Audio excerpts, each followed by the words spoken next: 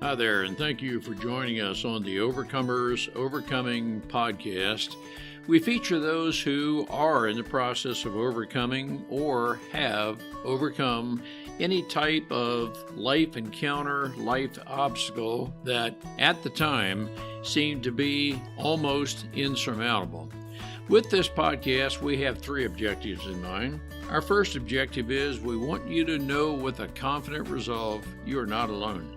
We want to work with you. We want you to know there are others who are working with you, who want to help you through whatever you are encountering, and together we will get through whatever you're experiencing. Our second objective is there are multiple options for any life encounter you are facing. We want to help you develop a resolve that there are various options and solutions to any life dilemma. Our third objective is to help you with critical thinking skills. If you're encountering something that was possibly a decision you made sometime in the past, and if you had the opportunity for a life redo, you would make a different decision. We want to help you with those critical thinking skills that can help you make an informed decision and not encounter what you're going through at the moment. We are the Cooper Culture, a veteran-owned business. We work with business personnel and families to develop and sustain connected relationship cultures within their families and organizations.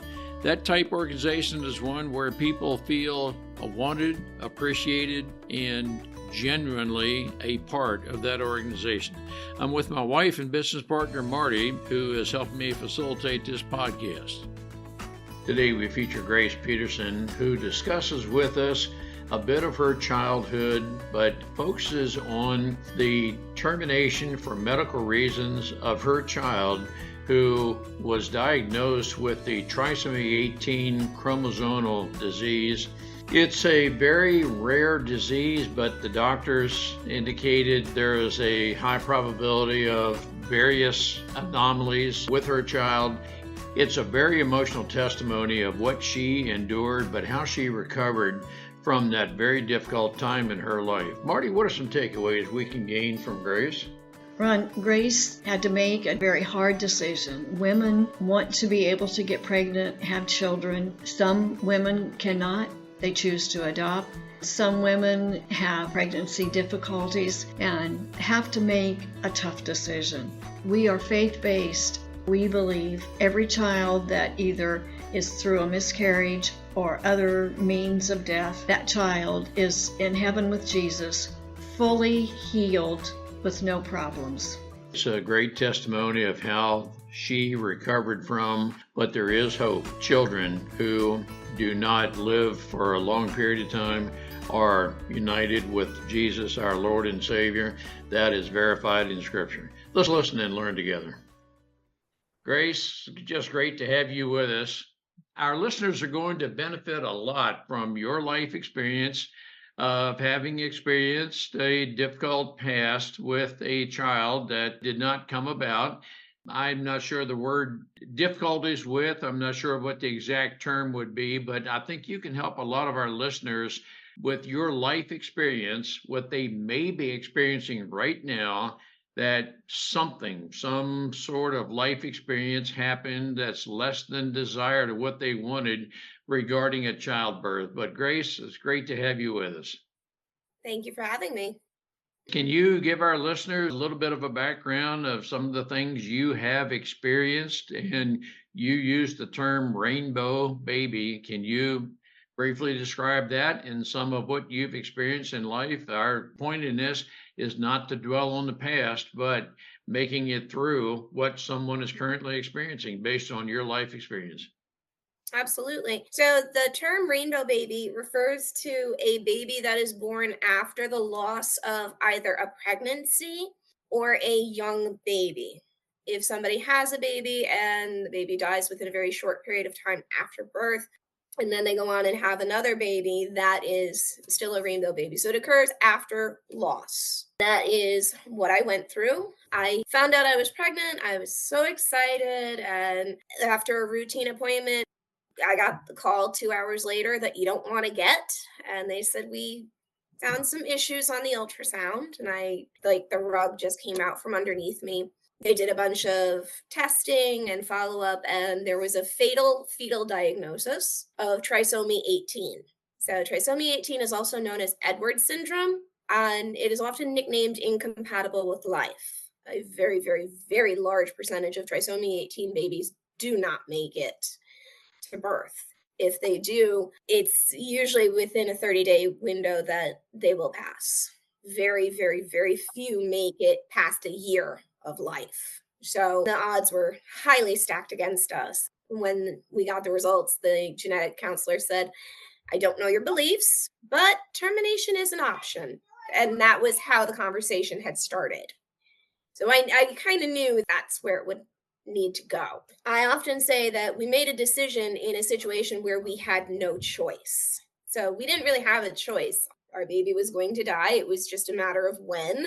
I also had other pregnancy issues that were impacting the pregnancy, and it could have taken me with them. This was not a pleasant situation. So after we ended the pregnancy, I unexpectedly got pregnant again, and I was completely terrified. I was terrified the entire time I was pregnant. I often say, I, could I buy an emotion? Because I don't know any of what I'm supposed to be feeling. I was still very much in the deep throes of grief, trying to experience the joy of being pregnant again. And it was just the strangest feeling. And to give you a timeline, it was within 3 months after the pregnancy ended that I found out I was pregnant again. So very quick turnaround. The process of having my rainbow baby was very, very scary. I felt alone. I felt frustrated and anxious. And then there were glimmers of hope and joy. But when I had those glimmers of hope and joy, it was like, oh, wait. I don't want to get too excited yet. I got to get past all these, big milestone markers of baby development and hope that I can take a baby home with me. One of the things that was very frustrating for me was the fact that the medical staff was hit or miss whether or not they would understand what I was going through. And matter of fact, in the introduction of my book, I talk about a very specific experience with a nurse who was all happy and cheerful. And she's asking me all these questions. She's like, "Oh, are you so excited? How are you feeling? Do you know what you're having?" And I'm thinking to myself, please stop talking because I'm trying not to lose it. And this is not helping me right now. Finally, when she asked me if I knew what I was having, I said, yes, I'm having a rainbow baby. And she went, oh, that's so wonderful. You don't know what that is, do you? She's like, no, what is it? So I very calmly and politely said, it means that I recently lost a pregnancy and I'm pregnant again and I'm terrified. And I just watched all the color drain from her face, and she's like, okay, do you have any questions for the doctor? They'll be in soon. And she left a smoke trail leaving that room. She was so embarrassed. I always said it needed to be part of my chart, needed to be part of my basic information that that's what I was going through.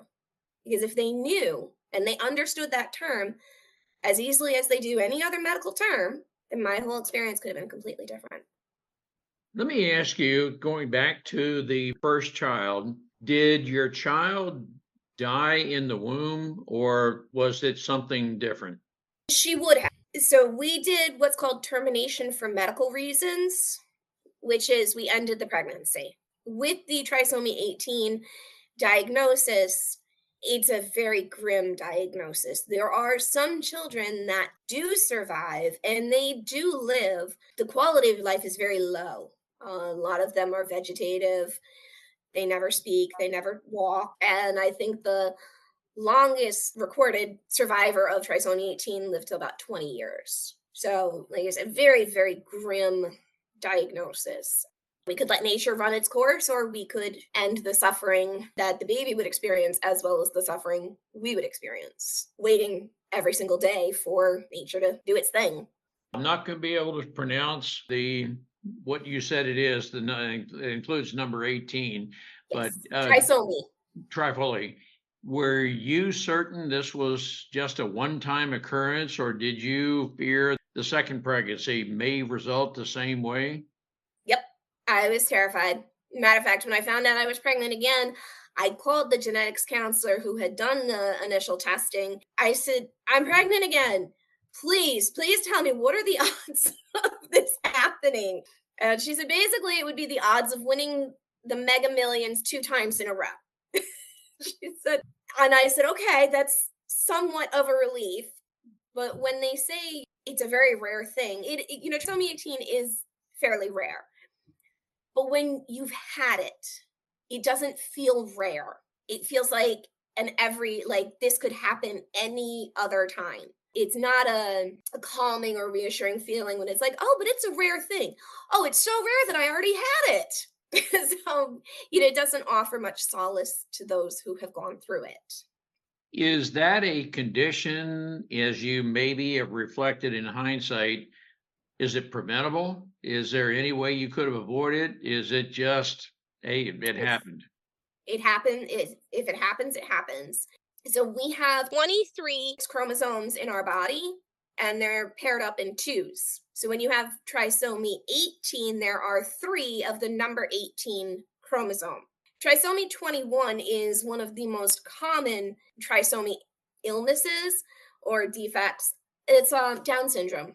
It just so happens with trisomy 18, the likelihood of survival is very low. And if there is survival, the quality of life is generally very low and very short-lived. Was the termination for medical reasons something that it just took you months to get over? And really, for our listeners who are maybe experiencing something like or on the recovery side of, how did you recover from that? Was it a matter of time? And Grace, I'll be honest with you, our listeners can sense it very definitely. I'm searching for the right words.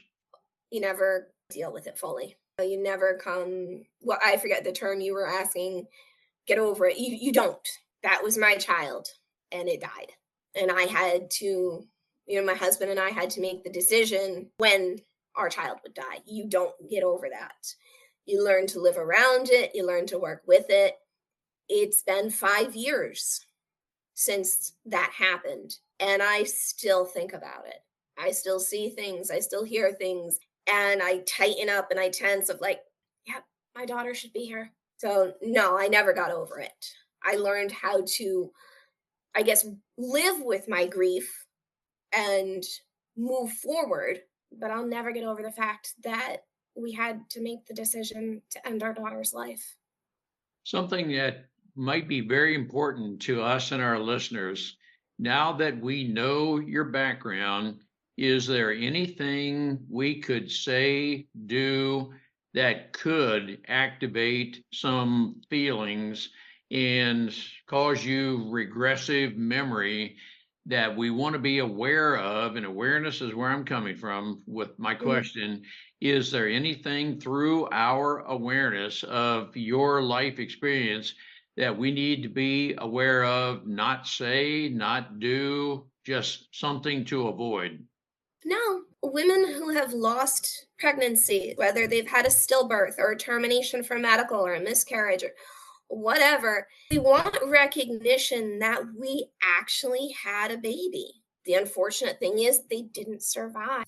We don't want to, and I say we as a somewhat large assumptive statement, but it is fairly accurate that ask us about our baby. Ask us how we feel. Make us feel valid that, yes, you do have children that have not survived, and I am sorry for that. So how can I help you? That's one of the things I mentioned in my book and in other podcast interviews that I've done. What I needed was for someone to say, how can I help you? As simple as it was. When a woman loses a baby, a lot of people, they don't know what to say. They don't know what to do. And oftentimes they say things that they think are helpful, but they're not. We call it the at least statements. Well, at least it was early. Oh, at least you can get pregnant. At least no. If your statement starts with at least, don't finish it. Thank you for that very sage advice to just be willing to listen. How can we help you? Be on the Yes. listening end. Those are things that can be very helpful. Did someone in your family have the same situation? Did you go back and look at this? Could this be in the family and didn't know about it? Or was this just a complete rare thing for you? The answer to that is yes to both. Pregnancy loss in my family has been very prevalent. My mother experienced pregnancy loss. I believe her mother went through some pregnancy issues. A couple of my aunts went through pregnancy loss. One of them had a spontaneous miscarriage at 5 months. They had no idea why. Pregnancy loss, unfortunately, was prevalent in my family. Whether or not another member had trisomy 18, I don't know because the type of testing they would have needed didn't exist back then when those relatives were having their issues. And it could have just been a fluke. Did you enter pregnancy with what you just said in mind, knowing I'm at some sort of risk to carry my child to term, or was all this hindsight knowledge? Not knowing, and it was all hindsight where you determined this. Again, the answer to that is yes for both. Yes, I knew my family history, but when you look at those two lines on the test and your heart fills with joy, it's like, oh, but that was then, and this is me, and this is my pregnancy, this is my experience. You become elated, and I guess I don't want to say naive, but you think, okay, yes, that did happen, but this is not going to happen to me. I went in thinking, yeah, I know it had my mom and my aunts, but this is me. There's hope that you're going to be different. And as far as the actual issue that my daughter had, I had never heard of trisomy 18 until I went for the genetic testing and they told me about all the scary things that could happen. I kind of went in, with like, how many. I want to ask you what may be a very sensitive question: termination for medical reasons. We're all very familiar with the term abortion. Did you have to deal with that, or did you feel, nope, I know all the facts involved. I didn't abort. I did have to terminate for medical reasons.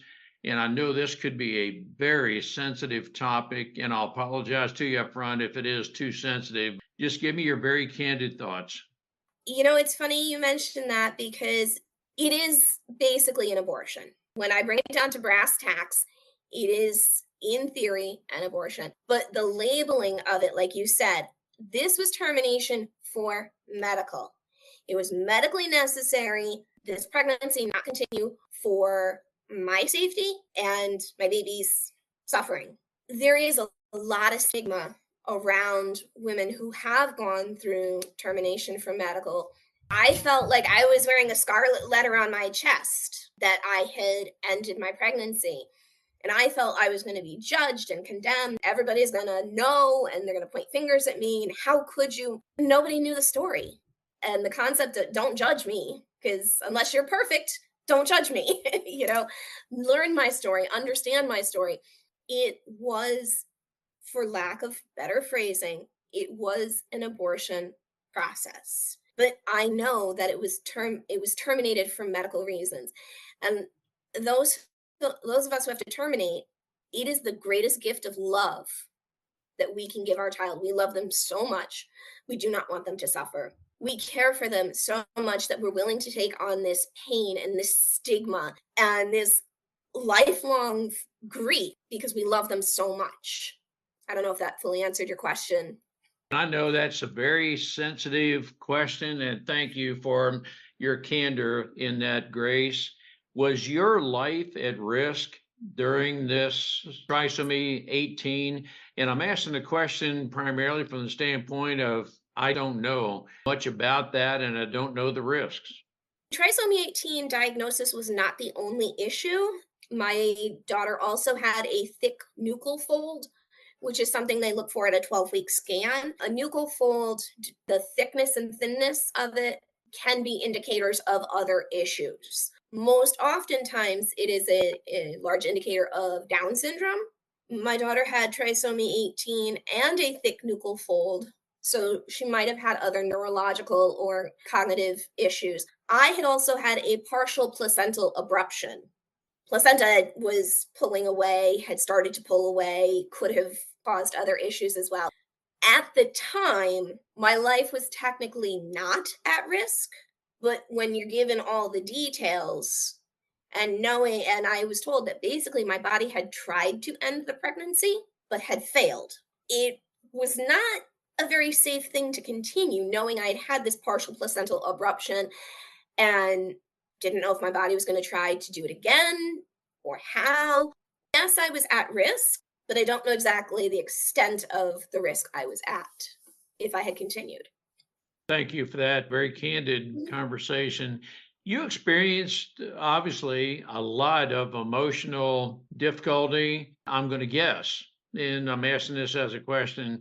You maybe still can have recollections of the emotional past and so forth. For the listener who may be experiencing something of what you experienced in the past, how do you deal with the emotions of maybe something was said that activates a thought of how do you get past your past to where it's not a dominating thought? You're always living with the past, but it's maybe not a dominating thought. I hope I phrased that in a way that you understand what I'm trying to learn.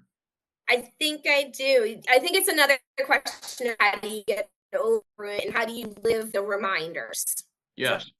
when you lose a partner or an animal or something, you grieve. You grieve your whole life in different ways. There's going to be times where it's going to be very rough. There's going to be times it's easier. There's going to be times you're going along, you're fine, and all of a sudden, boom, it hits you the reality of what happened. And that's how it is for me. There were days I couldn't get out of my own way. I was so riddled with grief. I felt like I was wearing my clothing was made of lead. It was just so physically and emotionally heavy on me.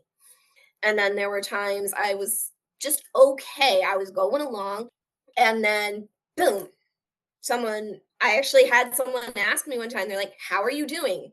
And that one question, I lost it. I broke down into a sobbing mess.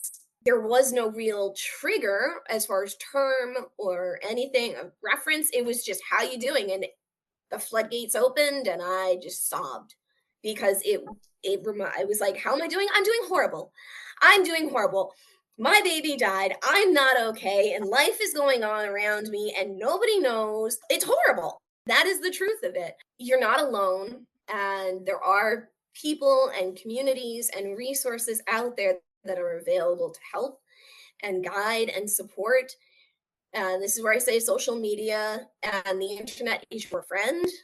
Do some research, find somebody, find something that can help you because you're not alone. I actually wrote the book that I did on going through termination for medical reasons because this didn't exist. It's the first of its kind. Grace, we're going to make your book available. We want our listeners to know about your book. Tell us the title of your book. It is called Behind My Smile, A Rainbow Baby Story. It is available on Amazon. We will make certain our listeners know that. Let me ask you how a person might be able to help best. Do you feel comfortable asking for help, or should we discern by working with you, interacting with you? Today's not a good day. And again, I'm just trying to determine the right terms. Should we be able to discern, well, not now, today's not a good day, love up on you? I don't want to be misunderstood with what I just said. Determine the best way to help you. When someone is going through loss like this, they may not even know what kind of a day it is. Like I mentioned, I was at work one day and I was feeling fine. Someone said, "How you doing?" And that simple question just tore me apart. But being honest and sincere, I believe, are the best ways to approach someone. Don't tiptoe around it, but don't be so open and bold about it. The simple questions, like I said, how can I help you? How are you feeling today? Those are the simple questions that are going to get the answers out. And it might change hour to hour, day to day, depending on the person and their story. So I think just keeping it very simple and very clear. How can I help you? If they say, "I'm not sure," say, "Well, how you feeling today?" Then you just kind of go from there. It takes a little bit of Q&A from each person involved to figure it out. I'm interpreting what you're saying as we show we genuinely care from the heart. We can be the help maybe you need. If that moment in your life, that, who knows, 30-minute period during the day is the low point, we're very genuine. We're willing to work with you, help you through whatever. We're walking with you. We're figuratively, at least emotionally, right beside you. We're willing to walk that path with you. That's what I'm interpreting you're saying. And if I've said anything that's not accurate, please correct me. I believe you're absolutely correct on that. When I went through my loss and people say, oh, but everything happens for a reason. Don't give me that positivity because I want to shoot back at someone and say, okay, well, then what was the reason my baby had to die? People try to use humor and positivity in these situations. The best way I can explain it is if your husband or wife passes away, would you then look at somebody mourning and say, well, at least you can get married again? Pretty callous, wouldn't it? When you say to a mother that has just lost a baby, well, you can always try again, the same thing. You're negating all of the pain they have gone through. You're negating all their emotions, everything. And it digs down so much deeper into them. If you say to somebody, well, I just had to put my dog down. Well, that's okay. Everything happens for a reason. You wouldn't say that to somebody who lost a dog. Don't say it to somebody who just lost a baby. Very gracious words of encouragement. I want to encourage our listeners to be very genuine, reach out, be willing to listen. And my premise, Grace, is if we genuinely care, even though we're uncertain exactly what the right action is, if we genuinely care, that will come across. We will find the right way, the best way to interact and help someone. On behalf of our listeners, I want to thank you for the life you have experienced, passing on your life lessons learned. We will benefit from your very difficult experience. But again, thank you very much for sharing with our listening audience.